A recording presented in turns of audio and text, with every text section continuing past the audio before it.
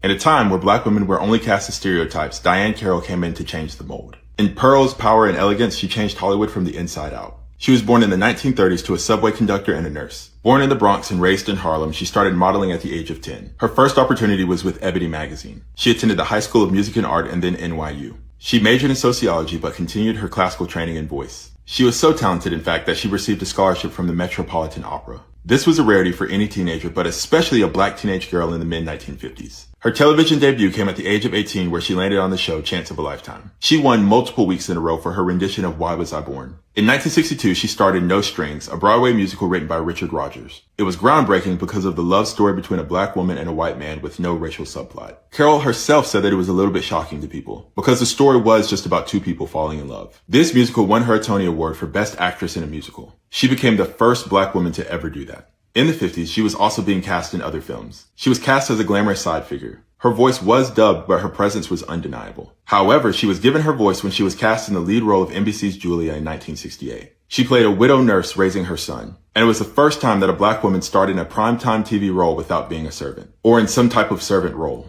Always being willing to speak up for herself, she challenged the writers to make Julia more realistic. And she wanted it to be more representative of black life, not just palatable for audiences. In 1974, she starred in the film Claudine, with the film scored by Curtis Mayfield and performed by Gladys Knight and the Pips. She played a single mother navigating the welfare system in Harlem opposite James Earl Jones. It was almost an award-winning hit. It still led to history though, as she earned an Academy Award nomination for Best Actress, making her only the fourth black woman nominated in that category at the time. In 1984, she joined ABC's Dynasty as Dominique Deveraux, a wealthy, glamorous, ambitious singer-businesswoman. She said she wanted this role to be rich and ruthless. She wanted to be the first black, oh my God, on television. She demanded that her role not be the good black friend, but someone with power, attitude, and presence. As she said, just like her white counterparts, and she delivered. She was also known as a fashion icon, a woman who was always impeccably dressed on and off screen. She worked with top designers and showed America that black women could embody power, glamour, and class. In an Ebony magazine interview, she said that black women have always been elegant, but the business that she was in didn't want to see them that way. Most importantly, Carroll chose to be an advocate. She used her position and visibility to shape and uplift black voices and narratives. And after being diagnosed with breast cancer in the 1990s, she chose to be an advocate for that as well. She also testified before Congress to push funding for arts for the NEA.